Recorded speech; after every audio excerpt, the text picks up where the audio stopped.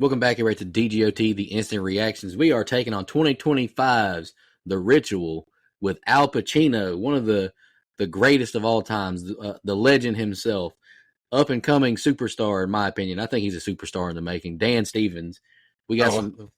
I thought you were saying Al Pacino's an up and coming superstar. I was No. like, well, We got some other notable names too. Ashley Greene from the Twilight franchise. I know you're a big fan of that. I haven't yeah, seen her in any of them, but I've seen her at conventions before. She always shows up with a couple other people. I'll be Patricia picking them. Heaton. So, Everybody loves Raymond. Great program from damn, back in the day. But let's just give our general thoughts. I made a little TikTok video about it. I don't know how Dustin feels yet because he saw the movie late last night. Baby, lock them doors and turn. Whoa. But I don't know how he feels. This is just my thoughts. I've already made my thoughts known. I made a little TikTok shorts and all that. I thought the movie was just another exorcism movie. Like, I didn't think it was anything awful. Like, I didn't think it was the worst thing I've ever seen. Not even the worst movie we've seen in the past month, probably. But it's just another exorcism movie. Like, it doesn't really do anything to stand out except have the legend Al Pacino in it and Dan Stevens as a really good priest. Like, I thought they both did a fine job, but to me, I'll just tease it now. I'd give the movie, like, if we ever review it, I'm not going to pick it. I give like a 5 probably, just because it's just a movie that exists. What about you, Okay. Dustin? How do you feel? I don't know how you feel, so I'm ready. I'm excited to hear. I haven't even texted you and asked you about it. No. Yeah, because you were definitely asleep by the time I got out of the theater last night. Shout out to Regal for royally screwing me over with this one. We got here in Knoxville, we got one showing per day, and it was at 10:45 p.m. Good night. What are we doing? So I was like, I told you, I was like, I'm probably not gonna make that movie, to be honest with you. I'm probably not gonna go see it that late. But then last night I was like, let's get out of the house. Let's try to liven up a little bit. Let's go see it. So I did it, and I think the movie, like you said, it doesn't add anything to what we've seen before, but I think it's a fine movie. It's well acted. Yep, I agree. And there are some good moments. I've got a few cons as well, but it doesn't do anything to set itself apart from the field as far as exorcism movies, other than the fact that this is based on the most well documented actual exorcism case in America's history. So I appreciate that. Whether it's adding something to it new or not, like, this is an actual case, and whether you believe in this sort of thing or you don't, that's fine. But this is this is fact to someone. Yeah. I think that even the people that the priest that Steiger that wrote the journals or whatever, even if it's not to the extent of what we see on screen, it was real to him. So I appreciate that aspect to it. I've made it, I knew I didn't watch any trailers to this movie. I didn't even know that Al Pacino and Dan Stevens were in this movie until you said that in a text message. I just saw it's playing, and I saw 10:45, and I was like, I'm not going to that. So I'm not going to look into the movie. But then when I did it, I went in blind still. I mean, I saw the title, The Ritual. So I had a feeling, and then I'm already on my way, and you text me and said it's an exorcism movie, just a heads up. So I'm already in the truck. But this isn't my cup of tea. I do not like this kind of stuff. I don't do well with demonic possession and stuff like that. Full transparency, I listened to Our God is an Awesome God on repeat the whole way home last night. I rebuked the devil, not in my house. So a great tune. It is, right? But no, I think it's a fine movie. Yeah. I mean, like I said, I didn't think it was awful. Like, I've seen some stinker exorcism movies before, but this one wasn't one of them. Yeah. All right, we'll just jump into our quick positives. It's cool to see Al Pacino in this kind of a role. Like, I've seen, the past couple years, some really, like, A-list celebrities take on exorcism movies. Russell Crowe and the Pope's Exorcist. Russell Crowe is a legend. Like, I thought he was really good in that movie as well. I thought Dan Stevens was really good too. Like, he just had that. He looked like a priest. Like, I've only seen Dan Stevens in 3 movies, but he's arguably been the best part of all 3 of them. Abigail, Cuckoo for sure. Like, no offense to Cuckoo, I just didn't really care for that movie. No, all offense to that movie. What are you talking about? And this movie, like, I thought Dan Stevens he's just a really good actor, and we're going to be seeing Dan Stevens for the next 30 years. I wouldn't be surprised by that. I thought all the sisters did a fine job, but I got to give a special shout out to Abigail Cohen, however you say her name. She was great as Emma. And I thought she did a very good job as the possessed lady. She did. I thought you were going to shout her out because she was in Stranger Things. I didn't even know she was in Stranger Things. I haven't looked at her Internet Movie Database. What was she in Stranger Things? Look that up, Jamie. But I thought she did a really good. Yeah, I thought she did a really good job in the role, because it can't be an easy role to take on. Like, you're the possessed person, you're laying there, you got to do all this twitching stuff. Like, and I did appreciate the fact that this movie did do a couple of new things where, like, she was physically assaulting, like, the sisters, and she wasn't just like sliding a desk into nobody or something like that. She's ripping girls' hairs out. She's crushing their hands and all that. So I appreciated that new aspect from it. I know you texted me last night before I fell asleep. I think it was the last message you sent me that you didn't care for the shaky cam. I didn't either, but I did like the camera work. Like, it felt like really guerrilla in your face, like with how close it got to like Dan Stevens' face, like when he was talking and preaching, and same with Al Pacino when he's doing like his exorcism ritual type things. I really appreciated that. I thought it was like, this is something that I would not want to be a part of. Like, I don't want to be a part of no exorcism. Like, I don't mess with the demon stuff either. Like, I'm not playing with no Ouija board. I'm not doing any of this kind of stuff. So I appreciate how like in your face and guerrilla it was. And I thought the runtime was fine too. Like, it does get a little monotonous, but thank God it was only an hour and a half. If this was a 2-hour one, this might have been a 2.5 or 3. But overall, I thought the movie was just fine. Like, it's another exorcism movie. Dustin, what are some of your positives? Yeah, if this was a 2-hour movie, I wouldn't have gone to see it last night. I'll tell you that much right now. First of all, this is from my experience, not about the movie. I was shocked to see that a movie with this little amount of buzz and marketing had like 8 other people in the theater with me last night at 11 o'clock. And shout out to the dude that came in 20 minutes after the movie started and just plopped down like you hadn't missed a beat. Shout out to him. Al Pacino, man. Al Pacino, one of my favorite actors. I can forgive him for Jack and Jill and some other stinkers that he's been in, because he's been in so many movies that I love. It's also crazy to see him, go from playing the role that he played in The Devil's Advocate to now playing a priest in this. That's cool. But anyway, I thought the score was great throughout. It was almost ever present and wasn't distracting, I don't think, and it really fit the mood. Thought that was awesome. The tension across the board was solid to me. Of course, that may be due to the fact that I absolutely hate this kind of subject matter, but I was rebuking the devil the entire time during this movie. And then I thought that Cowan, what'd you say her name was? Emily Cowan? Abigail Cowan. Yep. Abigail Cowan played Emma. I thought she was great. As was Ashley Greene, who played Sister Rosa, because you could really feel her conflict and her terror. She looked scared. Yeah. And Patricia Heaton, I didn't even realize that was her. I'm going to be honest with you. I was watching that movie like, man, that woman resembles, like, she could be Sarah Paulson's sister. She could be Sarah Paulson's sister. Excuse me. And then I looked it up after the movie. I was like, that was Deborah. That's crazy. But I thought she was fine. But yeah, Dan Stevens, so I'm going to bring this up again later. But I thought Dan Stevens' acting was really good. And then the look of Emma once she's, her conditions worsening, I thought they did a great job at. The look of her eyes when she had the seizure, and I think it was the third ritual, that was great. Like, her eyes, around her eyes was really, really red, and then she had, it was like her eyes were rolled back in her head. You couldn't see her pupil, just solid white. That was a scary, intense look. That looked good.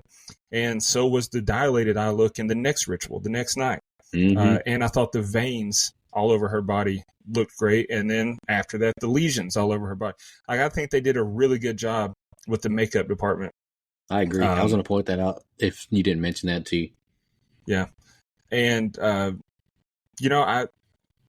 think that pretty much sums up my pros, but I think this movie does have a lot of good things going for it. Yeah, I agree with everything you said. You want to go? You want to kick it? You want to keep going on with your cons? Just roll right into it. Yeah. So my first con, you touched on it, man. The camera never stopped shaking. Even on this quote unquote still shots, it was a little subtle movement. And once I realized the camera never stopped, and it was very early in the film, it distracted me the rest of the movie. I think it was meant to give it a kind of a found footage feel, like we're there with them, or in certain moments it got more intense, like the shaking was very obvious, and that was to give it a more frantic feel. But it was just distracting and annoying to me. And not just the way the camera moved, the color grading that they used on some shots I thought was ugly. When we get these outside shots of the sky and everything, and you can tell it's a blue sky, but the sky looks gray, I just wasn't a fan. And I think they did that to try and set the time period, because, this took place in the 20s. And so they also, I don't think it was shot on film. I think it was digital with a filter on it.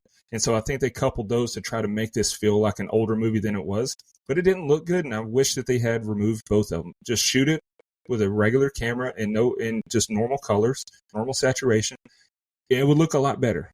So I think but when they're doing the rituals and they're inside the church and it's dark, the color grading didn't bother me as much, because it looked like they're in candlelit rooms, which makes sense, and I forgave it. But the outside shots and the shots when they're inside the church during the daytime during service, I just thought it was an ugly movie. I didn't like Steiger's character. I thought Dan Stevens was great, but I didn't like his character. I know this was based on a true story, and I'm unfamiliar with actual Father Steiger, so maybe I'm wrong. Maybe this is right, but his skepticism and his apparent lack of faith, to me, it just didn't seem realistic. Especially like why are you there? Why are you there? Yeah. Why are you in this profession? Especially with how he kept and they waited a long time to even bring up demonic possession. Like, they said exorcism, but it took Theophilus a long time before he said demons or anything like that. And so it was almost like Steiger was ignorant to what's going on, oblivious to what's going on, and he just wanted to bring in the medical doctors. But then even after the medical doctors got there, or the doctor checked her out and says she's just dehydrated and whatever, he still didn't buy in enough to me that it was a demonic possession. Mm-hmm. And so, and again, maybe this is taken directly from his journals, and Theophilus's recount, maybe that's accurate, but I don't think it translated well. And then the last con that I have, and I guess, I mean, you know what this is. It's an exorcism movie, so spoiler, I guess, but this one isn't your typical exorcism. Like, you don't see this in all exorcism movies. So this is, I'll say spoiler alert. I hated the hooded figure that stood in the shadows and talked to Theophilus. The rest of the scene, the first time we see him, and the scene that followed, they were tense. And then at the end, like, to me, I just don't know why they did a hooded figure. When she gets exorcised and you see the black, like, smoke or demon leaving her body, whatever you want to call it, that looked good. That looked fine.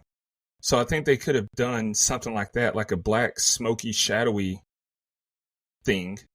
But like this looked like a guy just had a blanket over his head in the shadows, and I don't think it looked good. His voice, like, he had a very deep voice speaking that Latin. Awesome. Great. But the look of that hooded figure in the shadows, it did not work for me. No, that's fair. And I thought that one scene where Al Pacino's character was greeted by the hooded figure or whatever in the shadows, it felt like a nun, like the nun kind of scene. It's like the demon is in, what's her name? I'm sorry, I got it pulled away. Emma. It's in Emma. It's not roaming around this. I can't even. What's the name of the where all the nuns are? I can't remember the exact name. Like, I'm not up on my Catholic game, but church. Yeah, but like they have like a certain name for it. You know what I'm talking about? Convent. Yeah, the convent. Like it's not lurking around the convent. It's in Emma. Like, so I don't know the case either. And that brings up another point. Like, I don't think it was explicitly stated that was one of the. I don't know. Like, was that supposed to be the devil? I don't know. But I am thankful that they didn't do the freaking horned goat devil, because I've seen enough of that in The Witch and Longlegs. I don't need any more of that. Dustin's ops is a goat. And rabbits. Yeah, I was gonna say, and don't put a rabbit in there either. I told you, man, my house before I sold it, after we reviewed The Witch, it was like every day for I think a year plus. I'd get home and there's a freaking rabbit in my yard, just chilling, waiting for me to get there. Did not like that. I'm surprised you didn't whip out the old pellet gun and just make some rabbit stew out of him. No, but I don't want to eat that rabbit. If that rabbit's evil, then I'll turn into Emma. That's how she got in this predicament. I'll just shoot it and throw it in the grass there, and just throw it in the woods or whatever. Really, Dustin, really, man, my qualms were just I really couldn't get super invested. Like, I'm just watching it. The story's not super duper compelling. Like, it's just another exorcism movie, and that's really not fair to say because it feels like a cop out. Because we're about to review a slasher movie tonight, but they're all a little bit different. They all have a unique take on them. This just felt all right. We gotta have our priests. We gotta have our we gotta have our nuns. We gotta have a possessed person. They gotta twitch around. They gotta make some funny noises. They gotta speak foreign languages. It's like it's by the book and formulaic. And this is something I said in my video. I was like, I would not be surprised if Dan Stevens later down the road in interviews would say, I didn't think the movie was great on paper, but I had the opportunity to be in a movie with Al Pacino, so I took it. That's so funny that you said that. I didn't know that you had said that because I didn't put this in my notes, but I thought about it last night and thought about it before we started recording. Then I forgot. You just reminded me. I have a theory. I think that, let me pull it up here. David Midell, the director. I think that he and the casting director, I think that Al Pacino was the first person that signed on to this movie because that's my theory. But he doesn't get a ton of roles anymore. Like, he's slowing down. He's old. So I think that dad. Yeah, that's wild. But I think that he was the first person that signed on to this movie. And then Dan Stevens was like, "Oh, Pacino's in it. I get to work. I'm in." Yeah, I would 100% believe that to be the truth. Yeah, I would not be surprised if Dan Stevens came out and said that. Just being honest. What other qualms do I have, Dustin? Besides, it's just formulaic and not super compelling. Now, I don't know the case either, but I do agree with you about his skepticism. The movie brought up Father Joseph Steiger, Dan Stevens' character, his brother dying. Yeah, maybe lean into that more. Like, he's getting distracted during these rituals because the depression, that brokenness inside him from losing his brother, because they said his brother committed suicide. Yeah. Have that be what's distracting him where he can't take notes or why his faith is maybe crumbling a little bit. Yeah, not just a pure, I don't know if I have faith in me being a priest. Like what? So you're a priest.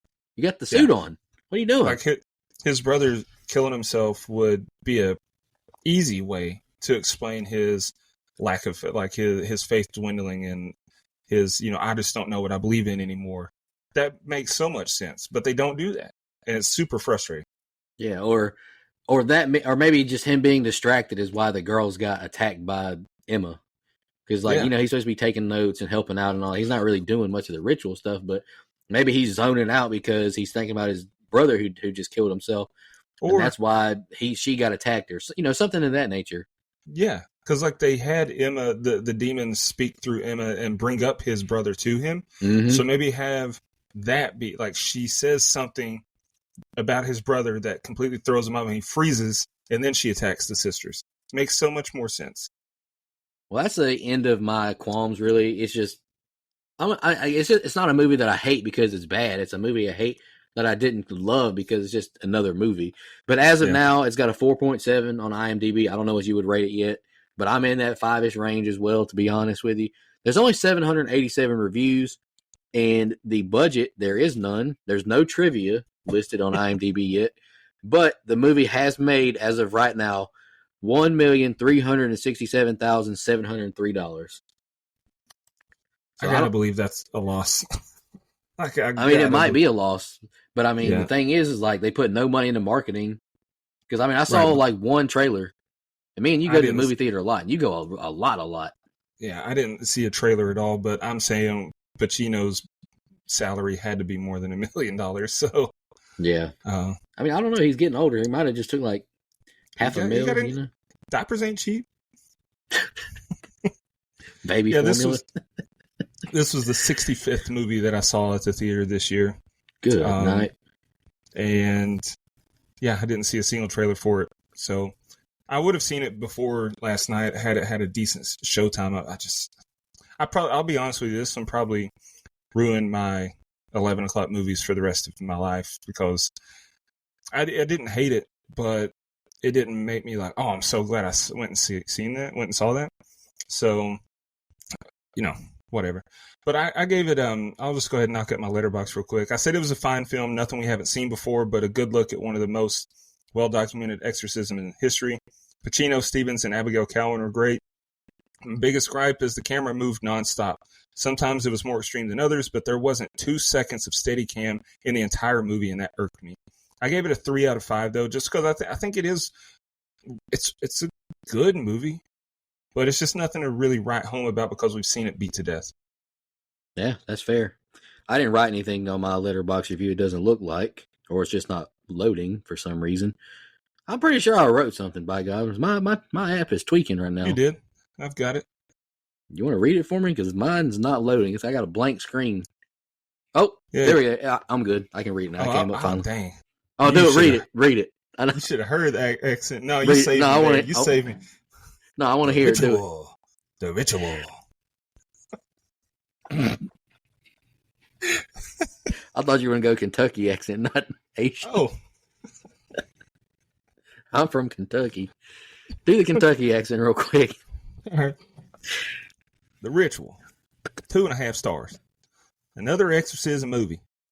Doesn't do much to differentiate itself from many others. I did like Dan Stevens and Al Pacino in the film. The camera work was good as well. The movie gets very monotonous and doesn't keep me invested.